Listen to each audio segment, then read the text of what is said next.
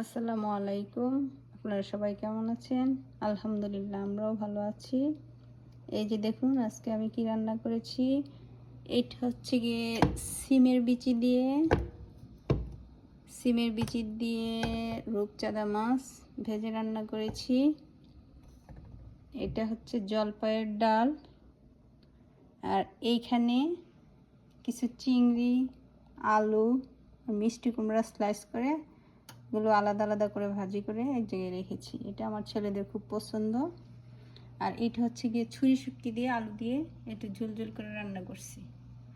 ঝোল তরকারি মূলত আমার জামাইয়ের পছন্দ, আর শুকনো খাবার আমার ছেলেদের পছন্দ। এই হচ্ছে গিয়ে আমার ঘরের অবস্থা। আর আমি সবই খেয়ে থাকি, আমার কোনো নেই, আলাদা কোনো রুচি বোধ নেই, থাকলেও চলে যা, এইভাবেই চলে। আর এখানে ভাত বসিয়েছি। এটা হচ্ছে ডায়াবেটিকের চাল দিয়ে ভাত রান্না করতেছি আমার জামাইয়ের জন্য। আমার জামাইয়ের ডায়াবেটিক।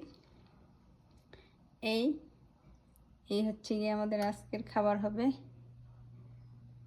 চুলার উপরেই রাখলাম, দেখুন এই যে আমার একসাথে 4টা চুলা।